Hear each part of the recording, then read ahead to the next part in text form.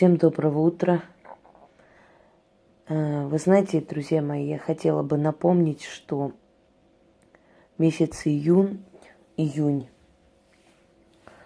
это месяц, посвященный богине Фортуне, которую изначально звали Юнона Монета, что в переводе означает «счастливая, лучезарная».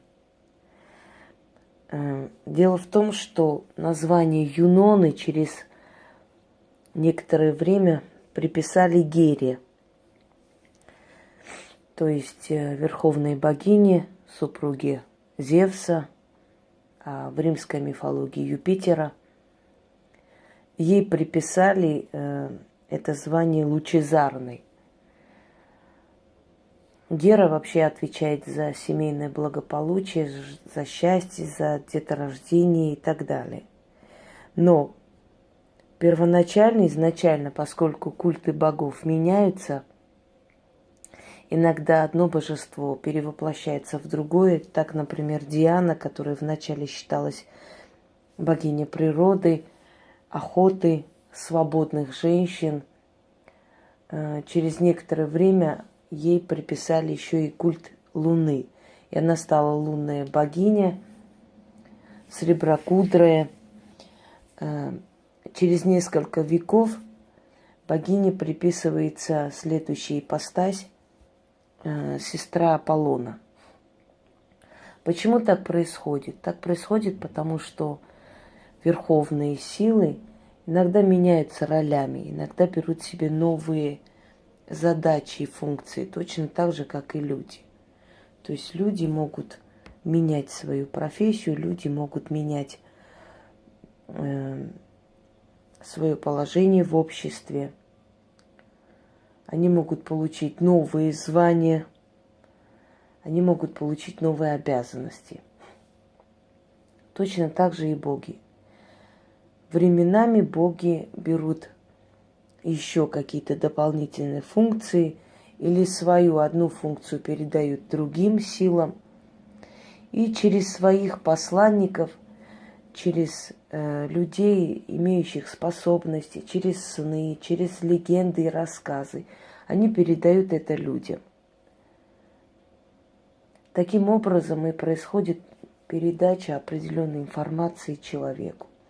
И со временем человечество узнает что-то новое, то есть новую информацию, узнает нечто новое о богах, так меняются ипостаси, и мы говорим, вот ипостась этой богини была такое-то, перевоплощение какое-то произошло, через некоторое время ей приписали новые функции и так далее. На самом деле это как бы взятие определенной силы, еще каких-то новых функций или снятие с этой силы этих функций.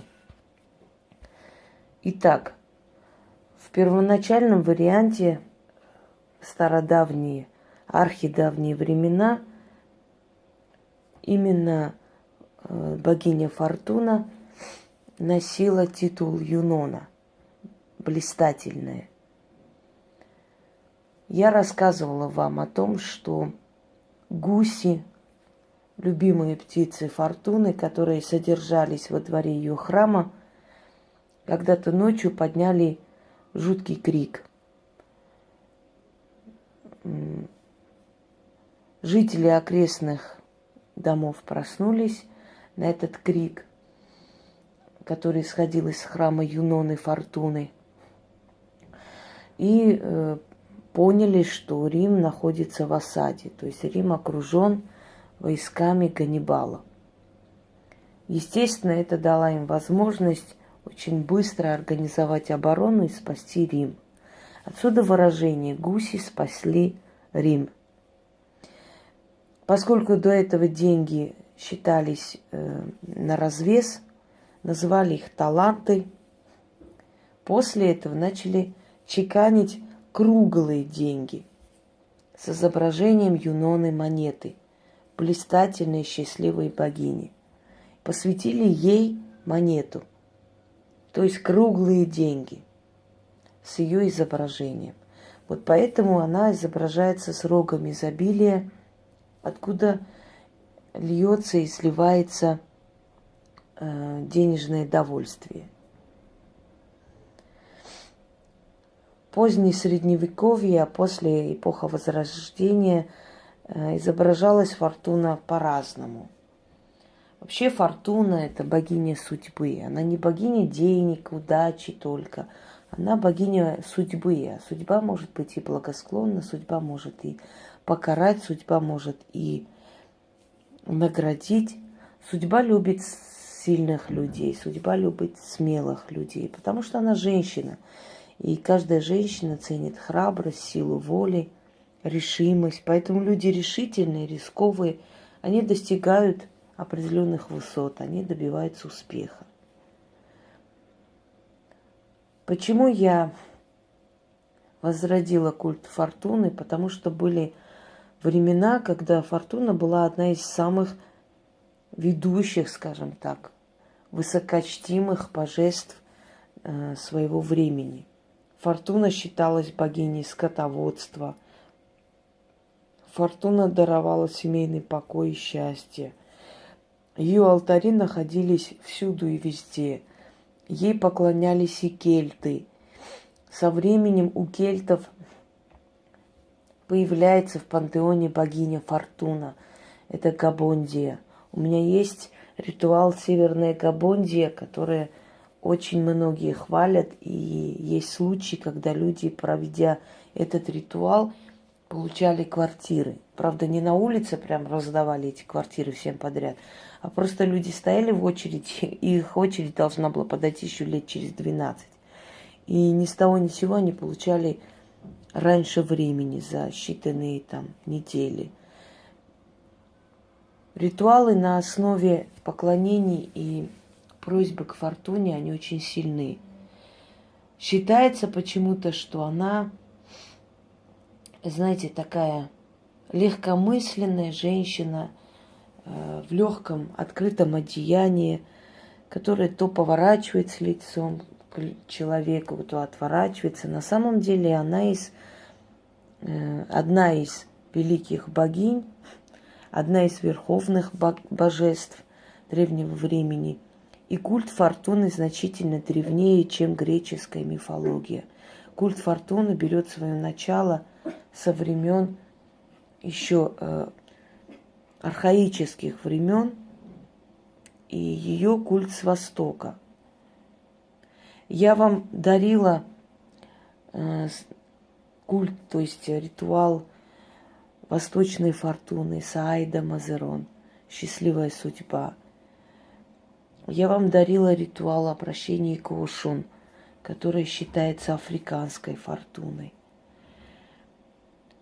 В разных культурах она по-разному называлась, и я уже говорила о том вам, что все боги одни и те же, просто у каждого народа они по-своему называются. Человек, который приезжает в Россию жить и работать, если его имя, скажем, как-то причудно звучит для местного населения, то его называют как-то по-своему, да, переименуя то Саша, то Ваня, то еще как-нибудь, чтобы легче было интегрироваться, чтобы легче было общаться с этим человеком, если это имя для них непривычно звучит. Точно так же и боги. Каждая культура, каждый этнос по-своему называл божество или культ, который был для него вначале незнаком, потом становился родным. Культ месяца, культ Луны, который имеет тоже древние корни. Та же самая Диана имеет несколько разных архетипов. Есть Диана египетская. Она очень в своих одеяниях напоминает фараонш, то есть цариц Египта. Есть Диана греческая, есть Диана восточная. Поклонение Луне перешло в некоторые религии, и символ Луны стал символом Востока и ислама. Хотя изначально Луна или богиня Луны, божество лунное, считалось у древних арабов богиней, матерью богиней, создавшей мир. В магии лунная богиня культ лунной богини очень распространен. В веганской традиции культ лунной богини. Та же самая Геката изображается с луной, с 3 этапами луны. Или мать-божество, или лунная матерь, у которой 3 воплощения: юность, зрелость и старость. 3 состояния луны, то есть растущая луна, круглая луна и убывающая луна, убыльная луна. 3 возраста женщины. То есть это говорит о том, что все это имеет общие корни, что божества, боги, изначальные силы имеют общие корни. Просто каждое божество берет на себя определенную ответственность за определенный народ, покровительствует, со временем ведет этот народ дальше.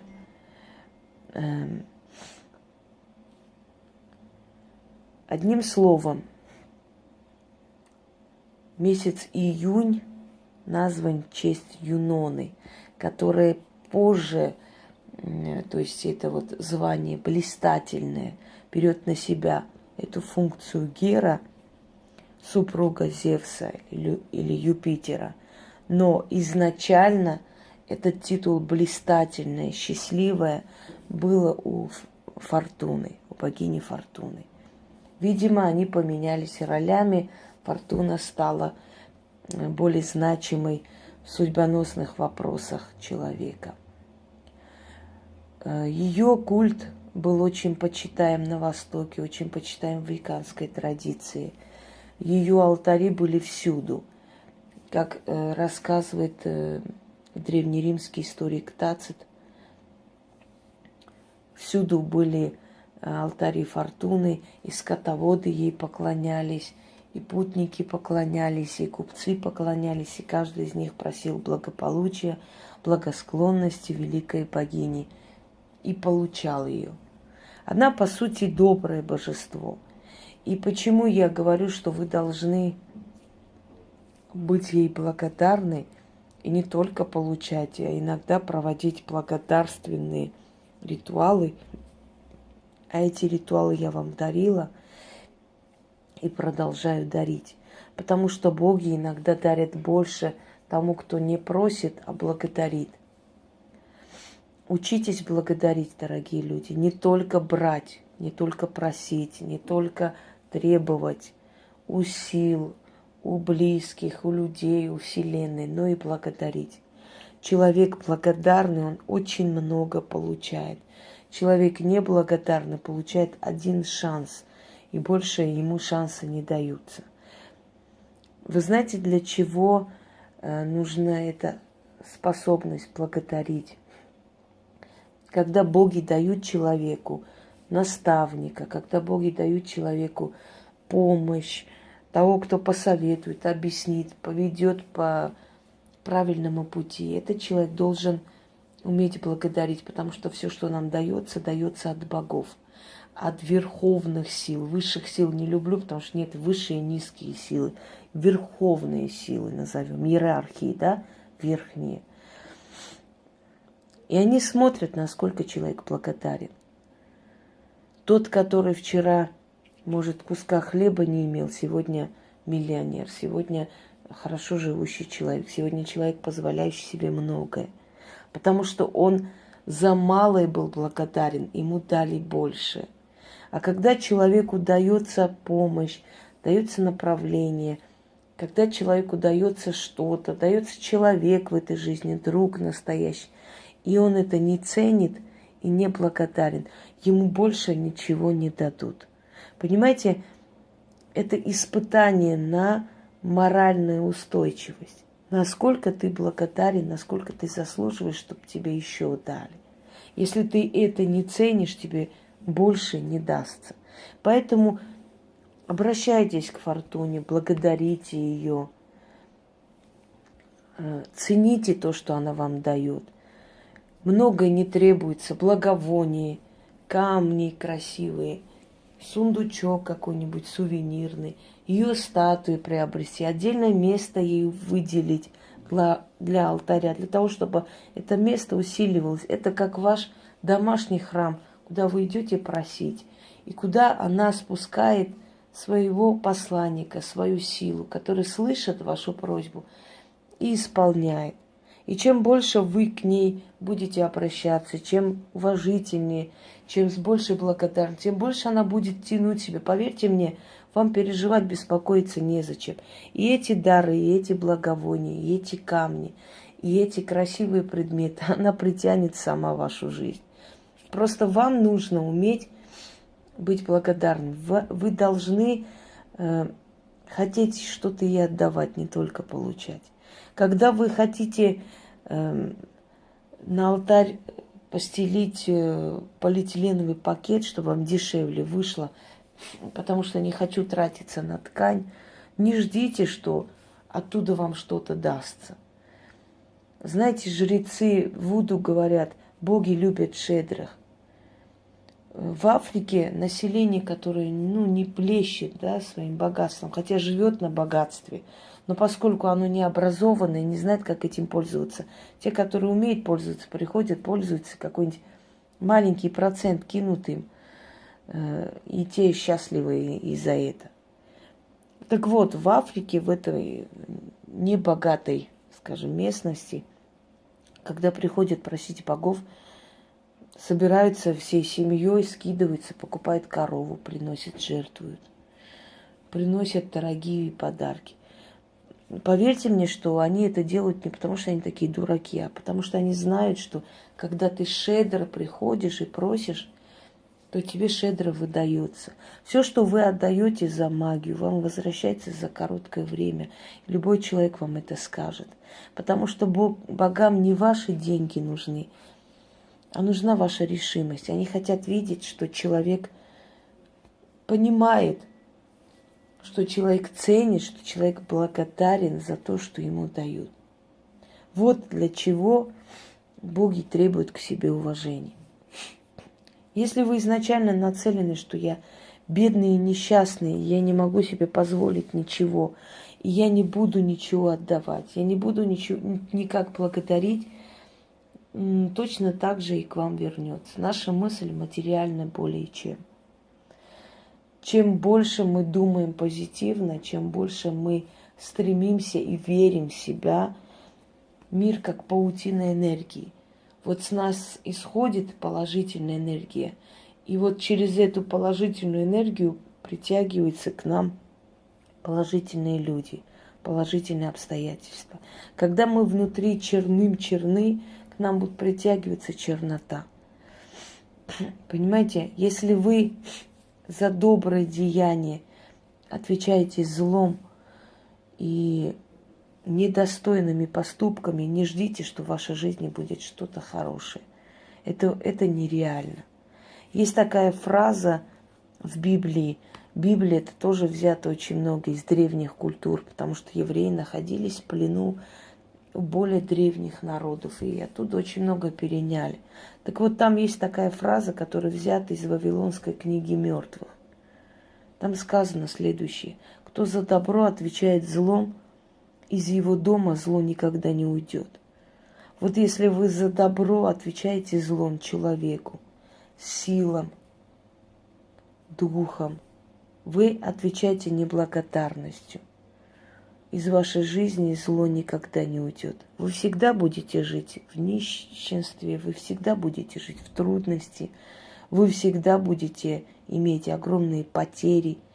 Очень часто бывает, когда подлые люди удивляются тому, почему их жизнь такая тяжелая, почему им не везет, почему у них ничего нету, почему только что-то получается, начинает рушиться и пропадать. А вы вспомните, сколько подлости вы сделали, как вы ответили за хороший поступок, за доброе отношение к себе. Вы, делая подлости, ждете, чтобы Вселенная вам вернула добротой, щедростью, помощью. И этого не будет. Вы кусаете руку, которая вас кормила. Вы отвечаете грязью за хорошее отношение к себе.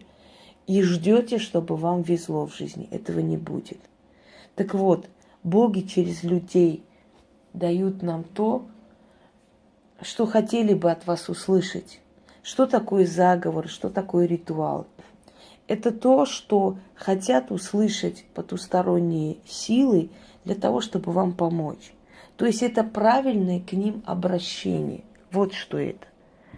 Конечно, можно и своими словами обращаться, но заговоры, ритуалы – это то, к чему привыкло пространство, к чему привыкла Вселенная, к чему привыкли силы, духи. Для чего мы говорим? Принято было сделать так-то. Или в этом ритуале, или в этой просьбе надо делать вот так вот, потому что силы понимают, вот, любят вот так. Это нам пришло из поколения в поколение, испокон веков, от предков, от мудрых людей, от людей, которые... То, что мы сегодня создаем что-то, нечто, объясняем вам, видимые там практики этого века, да, это все создано на основе более древних знаний, более древних и великих и сильных людей. Их сила была настолько велика, что нам и не снилось даже 1% их силы. Почему мы это все растеряли? Потому что мы неблагодарны к Вселенной, потому что мы стали игнорировать законы мироздания. В древние времена погост был подальше от городов и сел, потому что знали, что фонит оттуда тяжелая, нехорошая энергетика. Человек же умирает не от хорошей жизни. Человек либо погибает, либо умирает от болезни, либо его убивают. Но каким-то образом он находит свою смерть. 10-15% всего населения мира было, есть и будет, которое умирает своей естественной смертью, то есть от старости. Основное количество людей умирает, потому что приобретают болезни из-за стресса, потому что бывают убиты, потому что сами себя доводят, потому что сами себя убивают или погибают от несчастных случаев и так далее. То есть, живя рядом с кладбищем, люди понимали, что если они будут там находиться часто, то они будут набирать на себя эту отрицательную энергетику. И были определенные дни посещения мертвых. Нельзя было постоянно от балды идти посещать кладбище. Согласны? А потом человек решил, что деньги важнее, главнее. Сигнорировал все законы Вселенной. Построил дома, построил города вокруг кладбищ. Сейчас кладбище посреди городов находится. И люди, которые рядом живут, удивляются, почему, например, в моем районе, да, очень много и пьянства, очень много убийств. Криминальные районы здесь, если честно. Красивые, хорошие, но криминальные. Очень много наркоты. Потому что рядом с кладбищем живут люди. Потому что обнесли половину. Половину снесли. Здесь было огромное кладбище со времен Ивана Грозного, где сохранили преступников, самоубийц. Вы представляете, какая энергетика? И на этих кладбищах теперь пруды. И удивляются люди, почему люди тонут. Потому что эти пруды, эти духи неупокойные забирают себе жертву каждый год. Человек сигнорировал то, что ему боги дали. То есть был неблагодарен. Из-за этого он стал более несчастным. Древний человек соблюдал традиции, соблюдал законы Вселенной. И его связь со Вселенной была сильнее. Почему наши предки могли читать по знакам, по звездам, какая будет завтра погода? А мы сейчас не бум-бум. Мы знать не знаем эти все древние мудрости. Человек раньше разговаривал с природой, просил. Он со своим телом говорил и оздоравливал сам себя. Потому что он не игнорировал то, что давали предки, то, что давали боги, то, что давали силы, духи. Я уже говорила, уважай мир духов. Посмотрите этот ролик. Я там объясняю, как мы обезобразили мир духов, мы начали их чураться. Религии нас научили их игнорировать, презирать. Мы стали им давать эпитеты. Кикимеры, лешие, они все такие жуткие, ужасные. Чур меня, убирайтесь, пошли вон. Мы стали их гнать, а они приходили, чтобы нам помочь. Вместо того, чтобы уважать мир духов и знать, что они точно такие же полноправные жители Вселенной с нами вместе, мы начали их гнать, мы начали их игнорировать, мы начали прикреплять им какие-то страшные эпитеты, изображать их страшно, мы их обидели. И они перестали нам помогать. А ведь мы создаем свое будущее именно тем, что мы, понимаете, со временем потусторонний мир, тонкий мир подстраивается под нас. Мы делаем часто ритуалы на удачу, мы становимся удачливыми людьми. Мы верим в силы судьбы, мы благодарим силы судьбы своими словами. Любой человек вам скажет, который фартовый, который удачливый себя считает, любой из этих людей вам скажет. Я часто прошу своих хранителей, кто-то называет ангелом-хранителем, кто-то. Я верю в удачу, я верю, что мне повезет. Я прошу и получаю. Я благодарю, я знаю, что меня кто-то слышит и оберегает. Эти люди свято верят, что есть некая сила, которая им помогает, что они везучие и фартовые. Они не допускают себе мысль о том, что они несчастные, бедные, у них все будет плохо и рушится. И им везет, понимаете? С того дня, когда человек сказал себе «я удачливый человек», с этого дня он стал удачливым.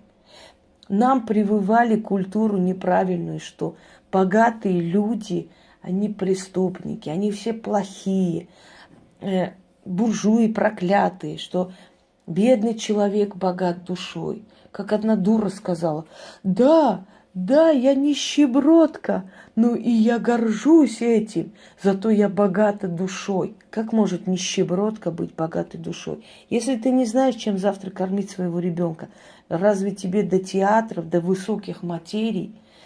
Если твой ребенок болеет, если твоя мать болеет, тебе нужна элементарно маленькая сумма, чтобы купить лекарство и спасти жизнь, а у тебя его нету. И ты ходишь по банкам, просишь, клянчишь деньги по людям. Как ты можешь быть богатой душой в этот момент? Да ты озлоблена на весь мир. Человек становится богат душой, когда он перестает думать о хлебе насущном, когда он спокоен, когда он уже знает, что его будущее обеспечено. Он идет и по театрам, он идет по выставкам, он обогащается, он может позволить себе купить книгу, какую хочет, он может позволить себе украшения. Он богатый становится душой, люди дорогие. Невозможно в нищете, в каком-то таком состоянии, знаете, мрака, тьмы, безденежья, постоянного конфликта быть богатыми душой. Вы должны себе говорить: я обязана хорошо жить. Если я хочу помочь ближнему своему, у меня должно быть свое, чтобы я могла от этого какую-то часть выделить другому человеку и помочь. Как ты можешь помочь другому человеку, если ты сам будешь нищенствовать? Нету здесь логики. Прекращайте думать, что богатые люди, они все плохие. Те, которые нажили свое богатство преступным путем, они быстро теряют это богатство.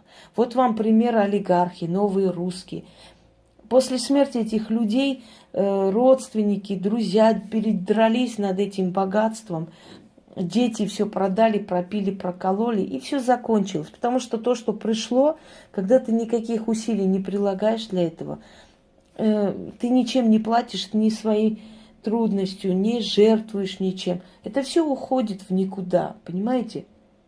Именно поэтому, для того, чтобы укрепить себя в этом мире, свои позиции, ведьмы чем-то жертвуют. Те, которые говорят, что ведьмы должны быть просто здоровые, как кобылицы, и что те, которые чем-то жертвуют, они с темными силами, а мы со светлыми, это чушь собачья. Хочешь прикрепить себя, хочешь себя прям найти в этом мире, хочешь оставить что-то своим потомкам, отдай что-то в жертву. И вот именно поэтому увечья у ведьм есть, у многих. Ну, Вангу вспомните. Вспомните всех сильных ведьм. Я вам говорила об одной женщине из Ростова, у которой лицо все было обожженное. Она жутко выглядела, но к ней все ездили. Почему? Потому что сильная. Понимаете, когда ты что-то отдаешь, тебе взамен отдают такую силу. Так вот, простой человек, если не хочет в том числе ничего отдавать, тут уже не об увечьях дело, тут дело в том, что энергия, работа над собой. Ты хочешь, чтобы фортуна тебя любила, но ты не хочешь тратить на нее, на даже ткань, для того, чтобы алтарь как-то оформить. Ты думаешь: а зачем мне это надо? Я лучше эти деньги, которые на ткань, пойду пиво выпью, пойду там потусуюсь, пойду себе куплю какую-нибудь бижутерию, буду носить. Нахрена? Никто ж не видит. Я скажу, что алтарь есть. Но она-то видит. И поэтому она вам не отдаст ничего взамен. То, что работает, то, что вам подарено, это все основано на древних знаниях. Вы знаете, один из историков, археологов, которого расхвалили, мол, вы такие интересные вещи, такие раскопки делаете, такие открытия миру дарите. Он сказал: я, изучая более древних до меня историков и ученых, делаю эти открытия. Мне видны эти просторы, потому что я стою на плечах титанов. Понимаете, вот то же самое я могу сказать о себе. Я могу создать это все и подарить вам, и это все работает, потому что я стою на плечах титанов. То есть на тех древних знаниях основываясь, я это создаю. Это были титаны, сильные, очень сильные практики, которые помогали тысячам и тысячам людям. И если человек хочет быть не рядовой гадалкой, а сильной ведьмой, профессором своего дела, она должна то, что получила от своих предков, развивать, узнавать больше, читать больше, сопоставлять больше, своего выдать больше, работать над своими работами, над своими трудами, над своими ритуалами. То есть, когда ты стоишь на плечах этих титанов, используешь их знания, используешь эти все древние традиции, культы, обычаи. Я думаю, что не случайно боги из меня сделали историки. Я не случайно попала в Волгоградский педуниверситет, который один из хваленных в мире, потому что я получила там огромные знания. Наши преподаватели преподавали по всему миру. У нас одна была Евдокимова Елена Васильевна. Она знала 4 языка, на 4 языках преподавала этого человека, везде приглашали. Потом она стала нашим замдеканом. Ну, это не важно. Она так интересно нам преподавала и французскую революцию. Вы не представляете, я наизусть это помню. Это было очень красиво. Ну и сейчас есть женщина, которая совершенно не красилась. Она носила какие-то одежды мальчика просто. Ну, вообще вся профессура, она такая. Они особо на внешность не обращают внимания. Они больше люди науки. Но при этом она просто очень красивая женщина и очень разумная. Вот таких титанов, как она, было множество и есть. Хочу вам сказать, что наше образование самое лучшее в мире. Мы, к сожалению, это не ценим. Мы все время думаем, что там где-то лучше всех. Мы свое не видим совершенно. Ну да ладно. Так вот, дорогие друзья, стоя на плечах титанов, взяв за основу знания, которые были до меня использованы, я создала то, чем вы сейчас пользуетесь.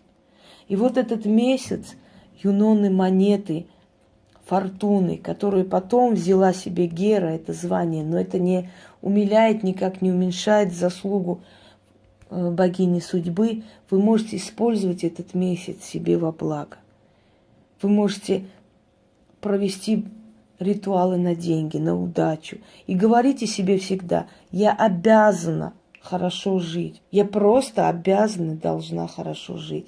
Сделайте это как мантра, как молитву. И со временем потусторонний мир подстроится под вас. И вы забудете, что когда-то вы плохо жили.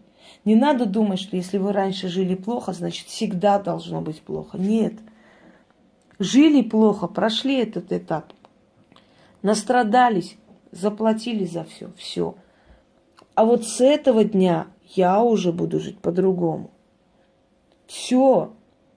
Отключите этот механизм самоуничтожения, включите другой механизм, и вы увидите, как вы станете более удачливыми людьми.